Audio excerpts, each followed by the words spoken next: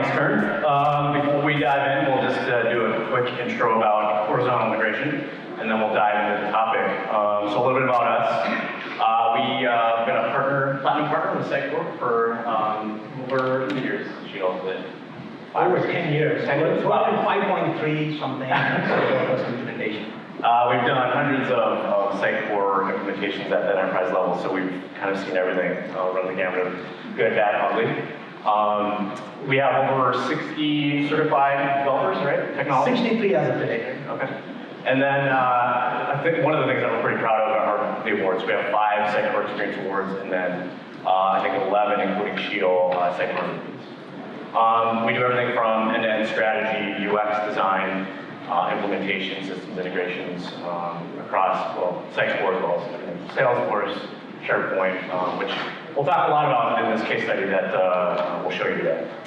A little bit about us. So I head up the client strategy team at HI. So my team focuses primarily on client success, as well as the strategy related to the consulting that we do with our clients. And also I'm Sheetal's sidekick.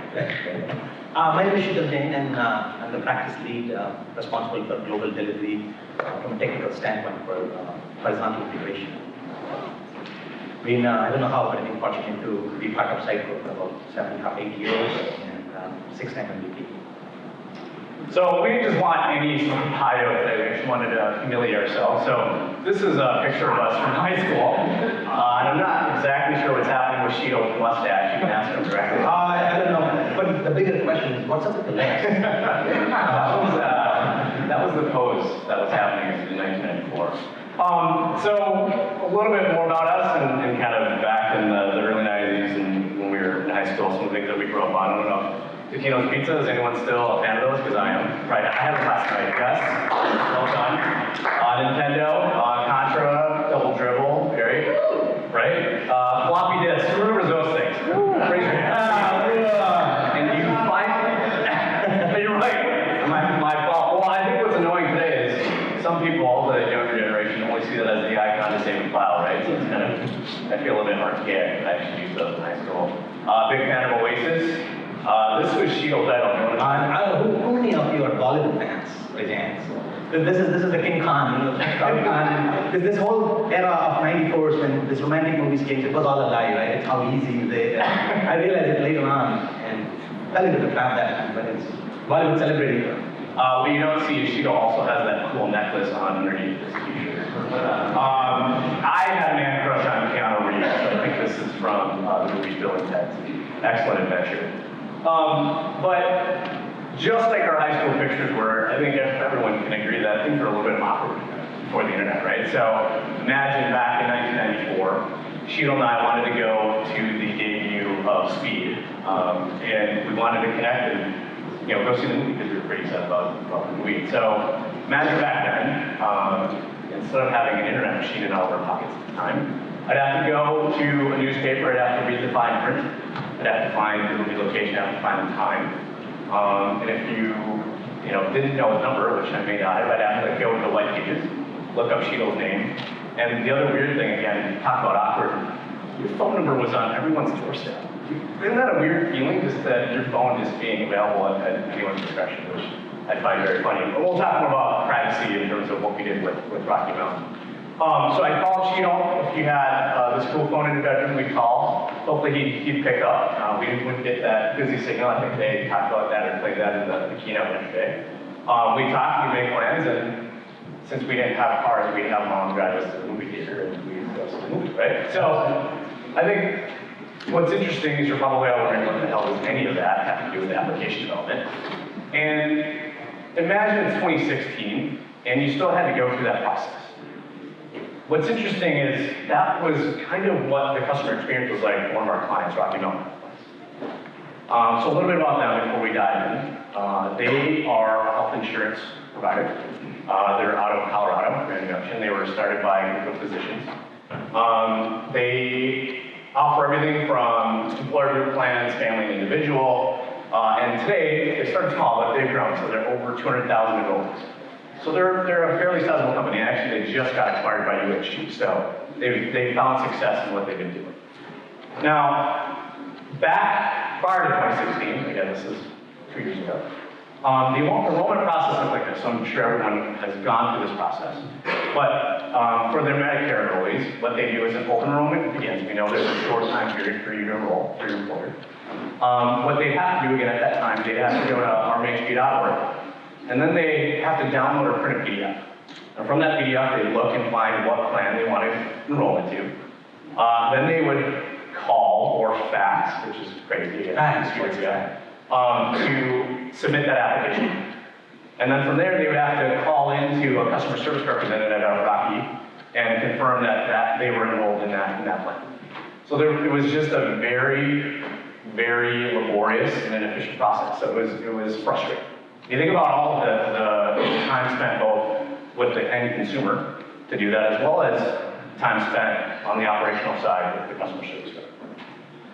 So, as we looked more into the situation and we were working with them, the other thing that added to that was their organizational structure. So, they had a few different websites. Again, each business unit, as I mentioned before, there's no Medicare, employer, individual, family. They all had their own website, and they were all on their own platform. And so, think of all the disparate platforms and to manage all of those things, right? So that led to things like heavy duplication of effort. They couldn't really get a full 360 view of the customer, right? So there was lack of content governance. From my seat, the brand was inconsistent, so I'm a huge experience guy. So again, even just look and feel, it wasn't consistent for the brand. Numerous points of potential human errors. So again, as I walk through that process, think about all the potential human errors that go through that process where if you thought you applied correctly and then something went wrong, there's both points on each end that could lead to more inefficiencies happening. Constant state of fixing, big thing here again, not improving, which led to not improving that customer experience. And just extraneous manual efforts. So we wanted to make sure that they were already working hard enough, both their consumer, the customer, as well as their internal operations. So we wanted not to work hard, but work smart. And so at that time, there was a point where the directive from the head CIO to go on a Sitecore. You want to talk more about that? Sure, absolutely. And to take you back, a little back into the journey. It was fall of 2016, and Rocky Mountain Health Plan really got excited about Sitecore. Great CMS, great marketing platform, like we all know it is. And they decided that their brand needed an upliftment, and they decided to redesign the corporate site. And fortunately, Horizontal got selected as a partner to implement that. So when we walk in, as any partner, we would like to know more about their objectives, more than of a technical partner history. We would like to be a strategic partner, really like to know what are the business goals we're trying to achieve. And at that time, they decided that they only need the corporate side on Sitecore, and that's it. And one of the things which really made it difficult that the process of an health insurance site is real-time pricing data. You need to know the price of your health insurance real-time. Back then it was, even with the new site, it was like, okay, we will upload PDFs, the media library is great, we can upload all the PDFs, now we're gonna change it. And they thought that was real-time, like changing PDF files on the site with the rates. And we were like, it would give you a brand upliftment, but we really thought that, is that the right approach? And as a partner, we started questioning, like, do we really think that Sitecore is just a marketing site, right? And obviously marketers love it, but technologists, being a technologist, for me it's much more than a CMS. And we really felt that, can we think a little bigger? And really at that point, big thought at that point, and I was nervous, even before proposing, we consolidated all of this into one platform. Let Sitecore be the face of the organization, running everything. Our hope was, can we improve the process from a manual, laborious process? And a lot of you might be aware of the open enrollment period, which is really end of September, starting of October, when the site gets the most attention because people try to enroll in health insurance plans. And if it is manual, it's not only a subpar customer experience, but it is also really hard for the organization serving it, picking up the phone, picking up the fax machine, getting engaged tones. It's just laborious. Imagine an idea of doing it end-to-end, completely online. An online application, which takes you through the journey, fill up the application, 24/7. It's not 8 a.m. to 6 p.m. anymore. And that's where we thought that that should be great. And so we approached and we said that, let's design a premise of it. Let's think that one platform can really rule them all. So what are the advantages? The biggest advantage was, these disparate business units. Everyone wants to have their own identity inside an organization. And we all know, and as the implementation partner, quite often I walk into that. I walk into a marketing division, one thinks other way, marketing division, two thinks other way. Oh, WordPress is really great. Hey, I think PHP MySQL, we can fire up a site in 2 days. And this whole ecosystem of technology there. I believe all of them were working hard, really hard, but to what? No output at all. They were not advancing. And if you went to the keynote, really, experience is the brand, and brand is the experience. What experience a person gets from one channel to other, if they were filing a Medicare app insurance and then going to small group, 2 different usernames, passwords, 2 different brand experiences, this has to change. And as implementation partners, we really pushed for that. And then we really came and realized, and as a technologist, the question was, and that's where we get into the premise of application development. Could Sitecore handle website heavy transactional data, which means real-time data? And obviously, that was relatively worked hard, and it required a lot of convincing. And at least the experience and the team I had at that time really helped me boost that this is a possibility. Explore the uncovered arenas. Today I stand here before you with the full case study proving that Sitecore could be the face of your organization, running most complex system with technology. And we'll see today how we really did that.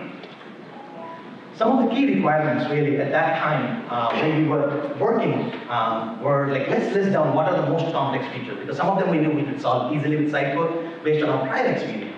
The first thing is ever-changing landscape of data security and compliance, ever-changing landscape. The PII sensitive data, when I think about Sitecore, all the way from Mongo to Solar to SQL reporting databases, the data is all over the place. You have access, it's in plain text. And one of the requirements was like, okay, data at rest and in motion should be encrypted. So that was one of the challenges we were thinking how we could efficiently solve it. And before I really go deeper, one of the questions I would like to mention here is this was done around fall 2016 to 2017, and Sitecore has made leaps and bounds amount of advancement. So some of this you might question, oh wait a minute, can you do this way? This was on Sitecore 3.0. So some of this was decisions we made when Sitecore was not advancing to where it is today. Obviously, multiple logins. There were 4 different logins, 4 different systems. People used systems. Everyone wants, one thing you would want when you ask is faster time to market. I want something in a month. I want something in 15 days. And that's how technology debt keeps on increasing, and we sacrifice customer experience. So we want a unified login. At the same time, we want to make sure that we migrate all of these systems into an unanimous system and create something which is like globally for all their users. So that was a really challenge there. Obviously, during open enrollment, in a single day should capture 200,000 records of a complex application, 7-step application, over 300 fields, and in that sensitive period, we really need to make sure that this can perform, which means scalability was a big point. And really, when we talk about scalability, it's not about Sitecore. Sitecore can scale, we have seen that. It's about the entire chain, right from Sitecore to all the way to legacy back, and there are almost 3 to 4 layers we're talking about, and we need to make sure that is, ensure that the scalability is there. And then obviously, the last, and it was one of the most important points, that can I bring real-time data from a legacy backend system? I would quote an example. When we were examining the existing landscape, I asked them, okay, if I need a price for a health plan, can you tell me what I need to do? They said, okay, it's really easy.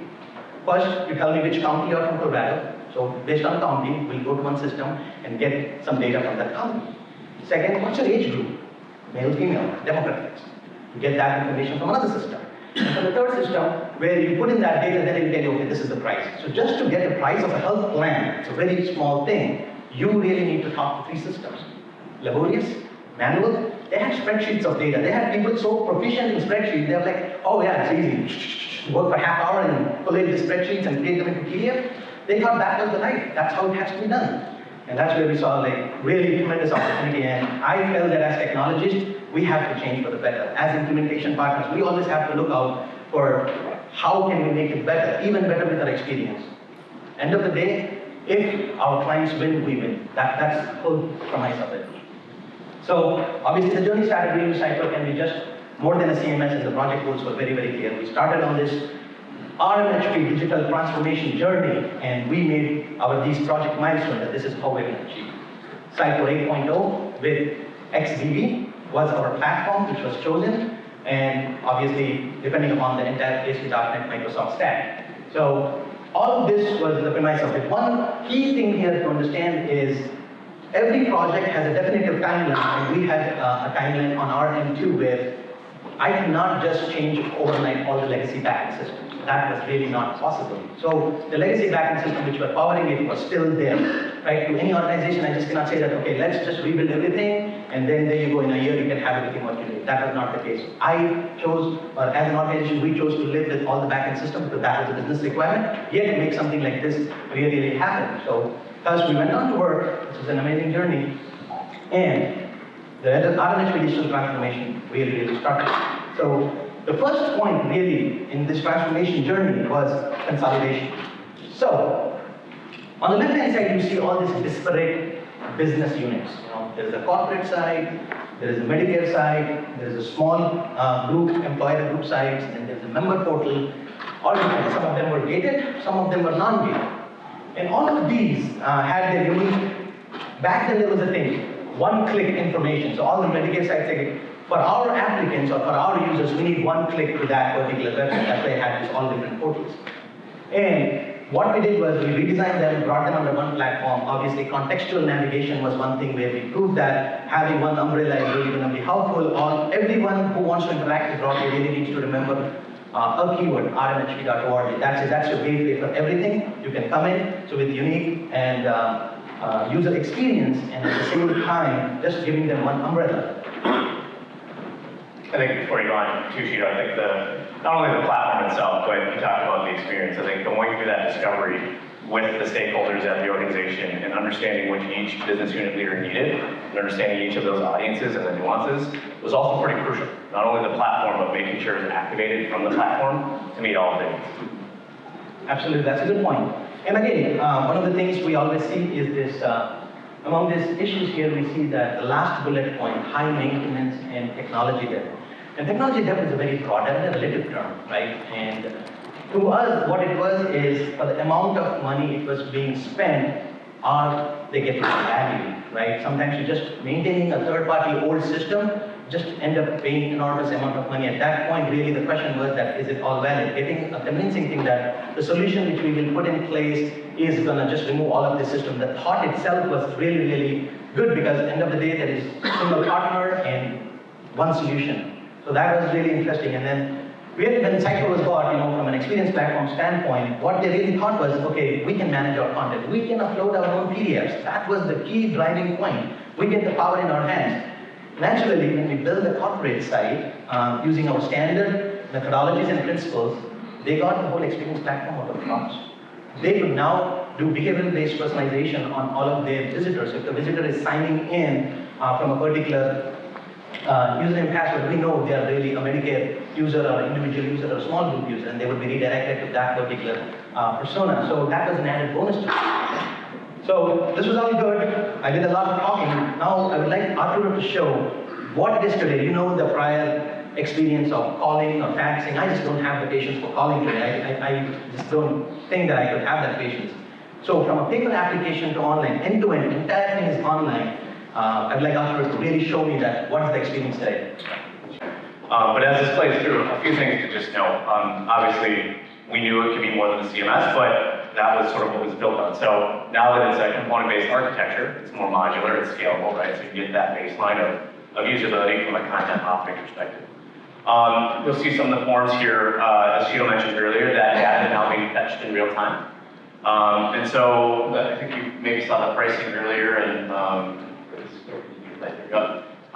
so the monthly plan, the premiums, it's all being fetched in real time, so it's coming directly from the backend system. And it's also editable. It's an editable form that's governed via AngularJS. And authors can also manage the validation messages. So as you go through this, if there's any error states, we can make sure that they're being guided in the right way. And then last, as Sheetal mentioned earlier too, what used to be a paper application is now fully digitized. So the information that's entered, it's encrypted, it's now more secure, it's handled with more care. With Sitecore being the gatekeeper of that. couple other things to note. It now has the digital online signature. So again, it's storing that information in Sitecore, again, actively and safely. And then upon submit, every applicant gets that confirmation. So if there was an issue, whereas before they'd call in and they'd have to give their name and social security number and all that stuff, now they have a confirmation number, so that customer service rep can just reference that number to get directly back to that record. And then lastly, we talked about a PDF application. If you are familiar with the healthcare space, in particular with Medicare, there's a very particular way that application in PDF format has to get submitted back to Medicare. And so the system does that directly. Again, it's in real time, and it's also securely done and encrypted in the right way. So no longer are the customers of Rocky Mountain bound by Monday through Friday, 8 to 5 p.m. to talk to the customer service rep. It's fully self-service, it's intuitive, and it makes it much more secure now. Awesome. Thanks, Arturo. So obviously, as it seems, there were challenges reaching to that point, and those challenges were, some were foreseen, some weren't foreseen, and we at times had to turn back to the technology and rethink about some of our implementation things. One of the key requirements that came up is by the time we were midway to the project, a couple of applications were developed, a single-page app using React and Angular, and say that you need to work out these apps. We just paid for this, and this just cannot be converted back to Sitecore, and I just want these apps, and somehow the content needs to come to Sitecore. That was thrown halfway through in there. Obviously, one of the other key things was code development, and that's an important key piece here is what Rocky and we really talked about is we are your strategic partner. We'll tell you the path, we'll probably convert a couple of big applications for your Sitecore, we'll train your developers, and they can take it from there. We really want to be strategic partners. We want to be involved. We want to be guiding partners. At the same time, we try to achieve a self-sufficiency. I have a development team, have a strong team to train them. And it was not that easy. When you have a sticking timeline, parallel streams of development, training, things are going to get complicated. And you'll agree with me if you have faced that scenario. So, really, among challenges, obviously, data security was one of the important ones, and data at rest and in motion needs to be secure. And what we ended up doing is we ensured, it's two-sided. One-sided, we really ensured that any data which is classified as personal, obviously all of the data is not personal, and some of that is very generic data, like the counties and stuff like that. So any PII data, name, email address, or date of birth. At rest and in motion, we used some of the encryption algorithms provided by .NET library to just encrypt them and using a public and private key. And if you then, as a developer, opened up the MongoDB and instead of interactions, you will see a bunch of encrypted strings. And at the same time, if you were to open Experience Analytics, that was a tricky one because only certain marketers could see certain reports. And if you look at Experience Analytics, it just gives you a list of reports. So you needed special privileges or accounts to even see those reports because that data was decrypted when they were seeing it. So that's how we solved for that. Now today, if it is Sitecore 9.1, and if today I was doing it, in my contact record, I'll add a facet, and then I put an attribute for PII data, and boom, everything is taken care of. Life would be much easier today, but we solved it nonetheless. Next, some of the specific requirements were any kind of disclaimers or any kind of data on Medicare sites has to be validated by a Medicare team, which means that the website you're going to present to your users has to be validated by a separate team who's living somewhere in Washington, and they really want to make sure everything's accurate. So back then the process would be to duplicate the whole site, put it back in a separate way, and ship it to them. And in a place where they can just see it, and they will give manual recommendations. So we changed it pretty easily with Sitecore. We created a preview target, and we created a database, and we published the content using workflow.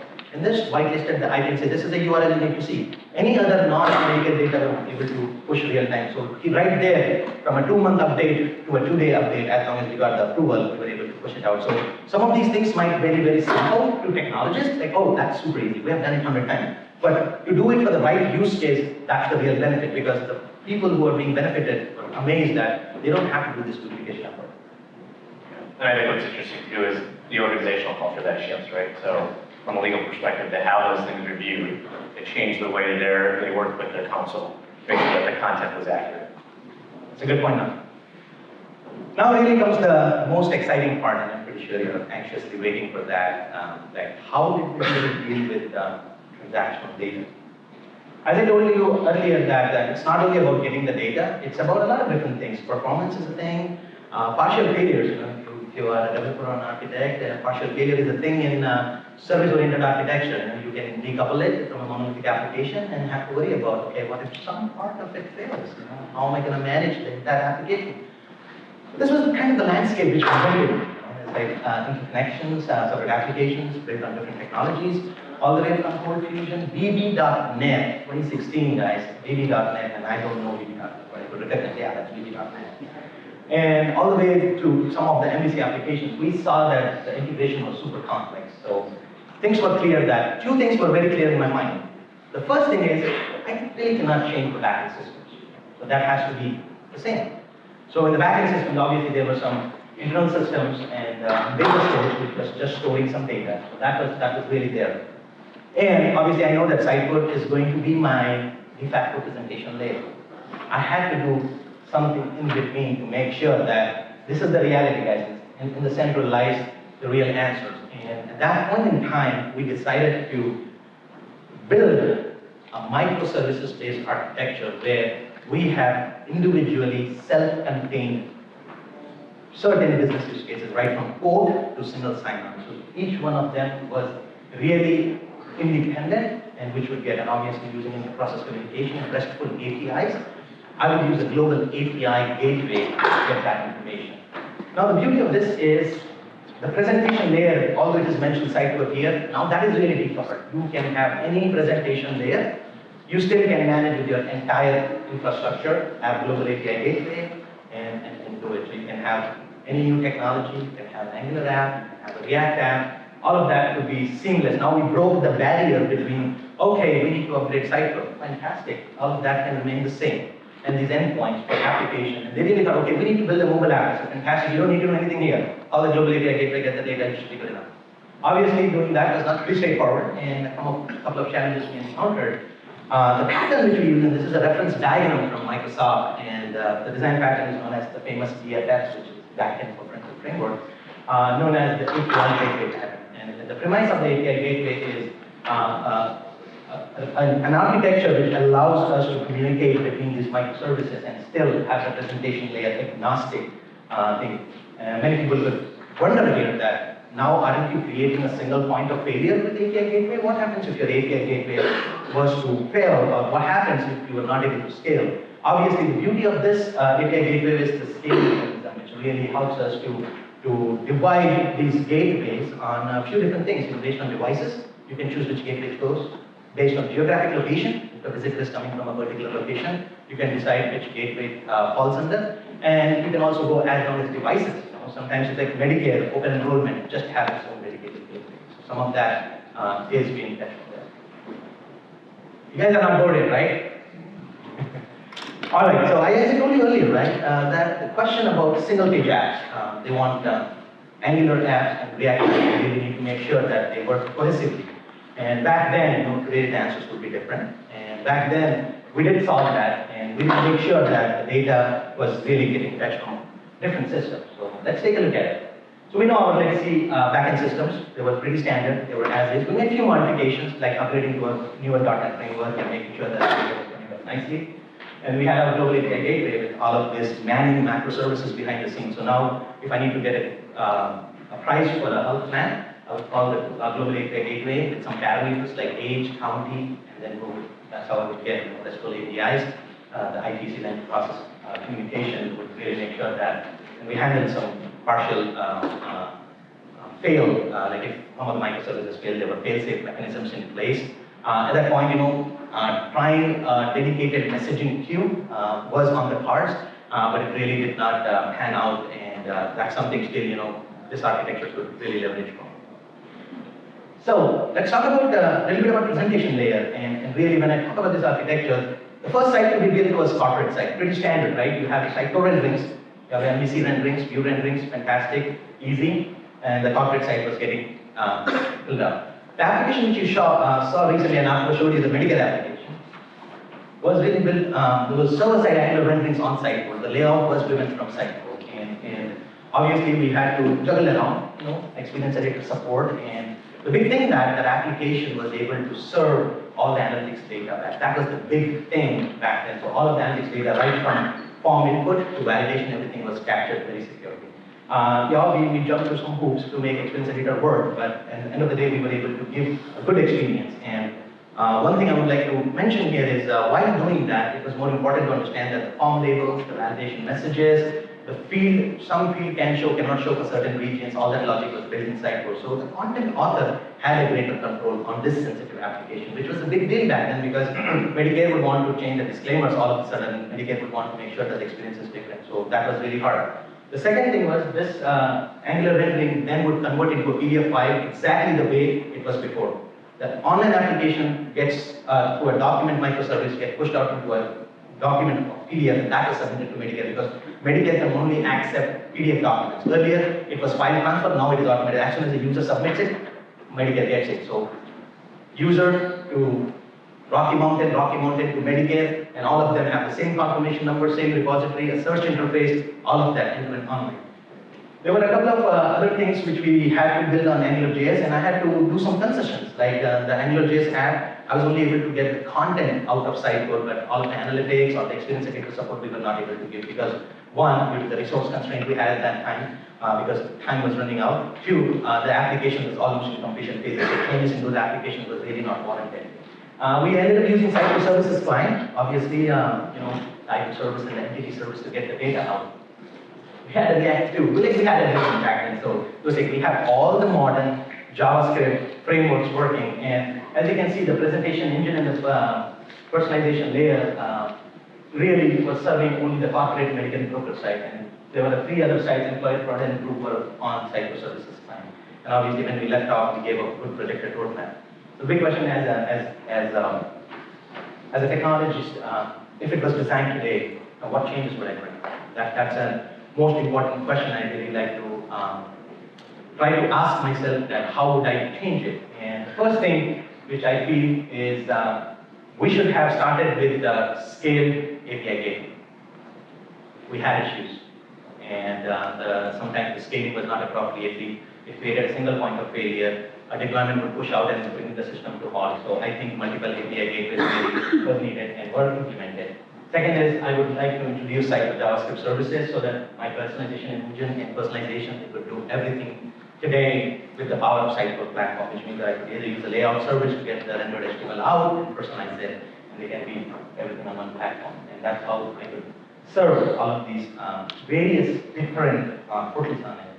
And the example of this is, the timeline was not gigantic. I think the active development lifecycle was 7 months. From start to finish, two parallel teams, one team working on the microservices and the API layer, the other team working on the Sitecore end of thing, and they both met. We used a lot of, for mocking, we used mock services to mock the data while we were doing the presentation. At the same time, both these teams met at the center point to launch this application.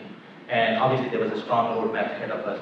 But the whole idea of delivering an end-to-end online application in 7 months on a platform, at that time, we didn't believe it. At that time, Rocky didn't believe it. And today I stand in front of you, and I'm a little bit proud of that the customer experience today is really, really good. The brand got that upliftment. And there's a long way to go. Things like single sign-on application, migration of users were really difficult because a user had 4 different email addresses and only one of them would work, which means they had to create the login again, and some of them would have assistants doing on behalf of that, and some of them had like employers, like an employer would have a login and then you would have employees. So things were a little complicated. We ended up using on-premise Active Directory solution, but we had to play around a lot with it. And if it was done today, honestly, I feel that the Sitecore identity service would really be of great help. So if you look at a year in making of Sitecore, all of the marketing features are great, but if you look at the modernization made on single-page app using JavaScript services, JSS, the modernization made on decoupling microservices-based architecture. Today, 9.1, if you see, they are going towards the microservices-based architecture. Then the identity service. So a lot of these things are helping application development at its core. So long before when we say that today we are going to say that Sitecore is an excellent marketing platform, yes it is, but it's equally good application development platform as well, as long as we have the right skill set and the right strategy. With that, I would like to pass on to Arturo for really talking about what are the end results.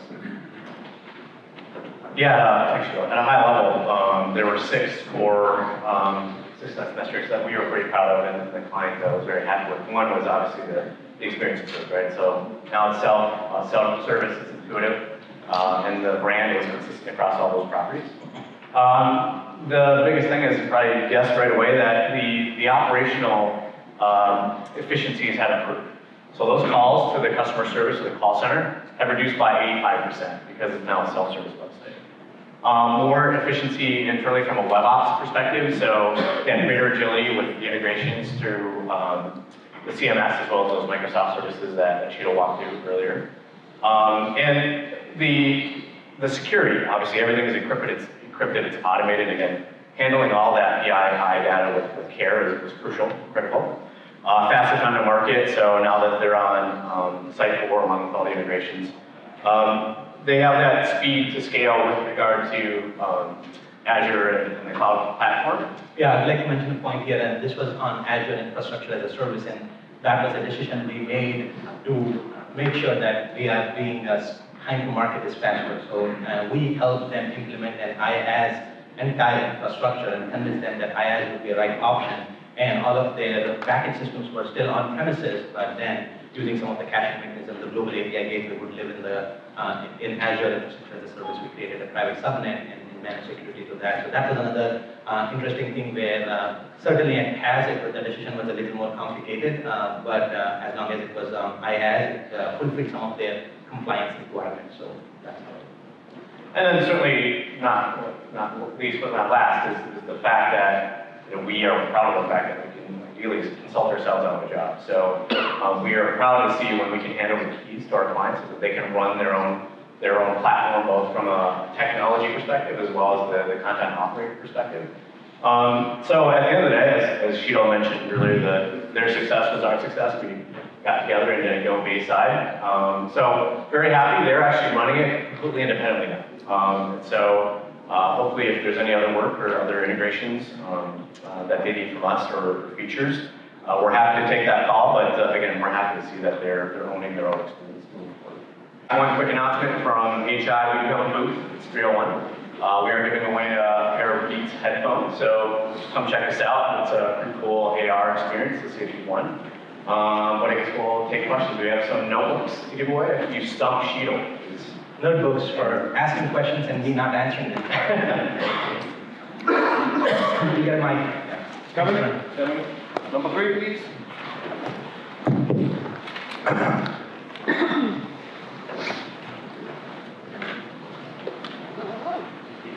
So during the enrollment period and when you were on a very high load, what kind of load did you experience and what kind of hardware did you have? How many CDs did you have? Good. And did you scale that back when you're not under load? It's a very good question.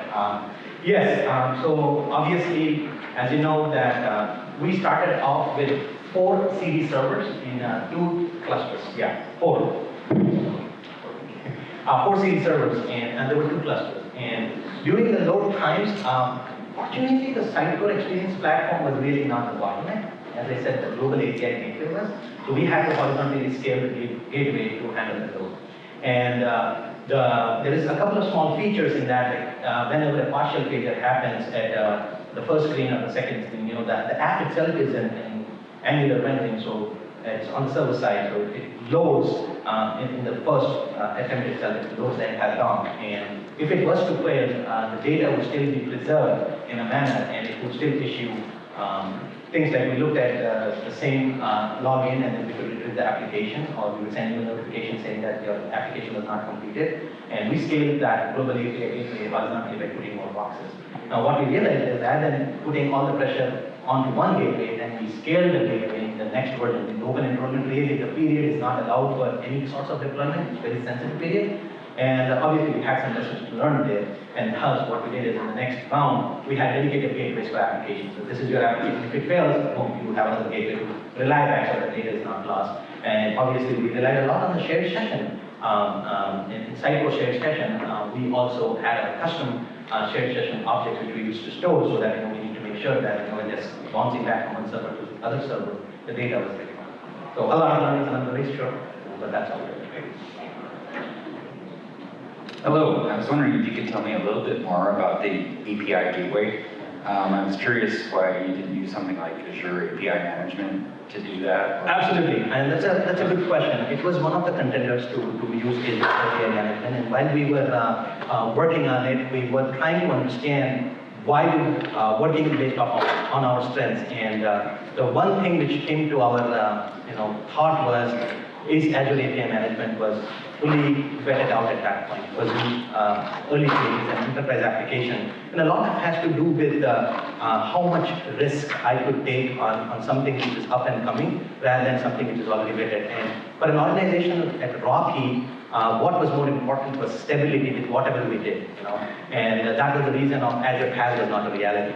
And obviously, the developers on their side were very comfortable with, building REST APIs and using HTTP header mechanism, and they had some of the work we could leverage from that. So that was a combination of reasons, and certainly technology selection is the most trickier part. We would like to go with the latest and advanced technology, at the same time knowing that is it mature enough, things like, if anyone has deployed on Azure PaaS Sitecore 7 or Sitecore 8 with those packages, you can understand that as it matures, it brings a lot of benefit. And for us, it was self-sustainability. Like the moment we leave them, can they sustain on themselves? So that was a decision where we involved their technical team saying that, are you comfortable with this technology selection? So it's part of that process. But nonetheless, it's a very good question. Anyone else? There's one over here. Over. I had some staged questions I want to ask.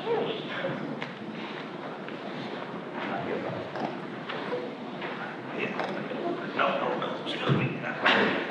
That's a peak, right?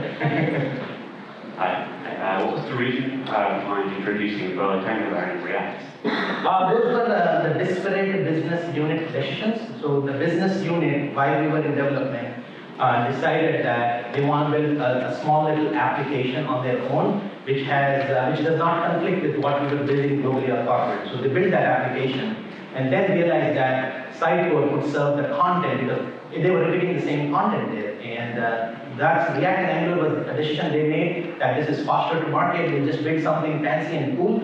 And by the time we were completing, because they were really questioned that this would not complete in time before open enrollment, and it did. So then the corporate decision was like, we have to bring them back in. And the only possible option was I could serve the content at that time. And now the future is bringing that back and using something like the JSS framework. But it was purely a business decision.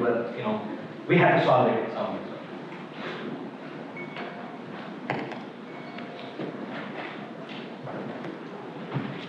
Hi. Can you just tell us something about how did you capture the analytic data from React and Angular app? Yeah, sure. So with React and Angular app, again, this was a part of a JavaScript service which we written in order that at every junction we captured the JavaScript events, and they would flow back into a custom a service which would capture those events and drive that back, which means that we cannot directly tap into Sitecore events and analytics, so we used a layer to just push it back. So behind the scenes, there's a service being called at every event. The event would trigger something like field fill or validation error occurred or successful submission, and it would flow back into analytics data. So the key analytics data we captured was successful form submissions, how much time it takes for the form to submit. Right now, when we were looking at it, it was taking about 7 seconds to fully get you the confirmation number and all the records updated. And that's the time we were monitoring to see that during open enrollment, what are we seeing in the analytics? Is it taking longer enough to submit this application? Some of the key fields like Medicaid number and Medicare number, we don't have a certified validation, but we need to ensure that they are verified. So which means that when the field was entered, a service would be called to make sure that is a valid number because the validation could only say that it's a numerical number or it's an 8-digit number, but really I had to call back. So some of those, if they were taking long or failure happened, we would still proceed the application with a blank saying that that would be verification.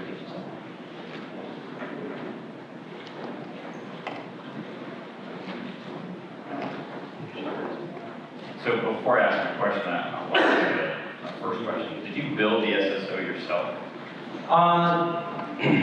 It's a good question. When you say SSO, you are saying that did I build the self-service part of it, or if using SAML assertion end of the day to do it? So yes, the SAML assertion part, we really had to do it on our own. We use Active Directory, and Microsoft Active Directory does not have a standard self-service, and we could use the third-party provider, we will do that. Yeah. Yeah, no, I'm very well. Yeah, so, did you look at the risk to your company and to the organization on building versus buying? Because there's platforms out there that could have done that scaling, you could have taken a risk off of you, Yep. and would have given you open access to other options. Okta was something we also verified as a platform to work on that. The question, or really that decision was above my pay grade at that point. It really came to when we were building versus buying something. When we say we are building something, can the team support that? You know, and the decision, like, okay, let's build something, and we start down to estimate it. And for the initial launch, can we just go with a simpler, forgot your password or reset link, and not have a complex two-step verification? And later on, we can build on top of it. That was the answer we really got at that point is, what are they comfortable with too? Because the self-sufficiency aspect. And as an architect, I want to make sure that one, the decision is right. Two, when we build it, we're able to support it and we're not rewriting something that it's already been through. So a couple of those decisions, we did see Okta at that point, we did recommend that, and the answer from that came back is, if it's easy to build it on our own using Azure AD, and we can support it. So I would agree with you on the aspect that sometimes it's a build versus buy decision, and then from a support standpoint and incremental cost perspective, the decision was made that we can be okay supporting it internally, and that would turn out to be cheaper. But agree to your point. Good. I think we've had some good questions. I think we have room for one more question. Is anyone? You get the hook though. Yeah. We take one more question as long as it's not regarding the orientation of the print on the voice t-shirts. Messes with my head has been. Okay, no one? Then I'd like to say thank you to the guys and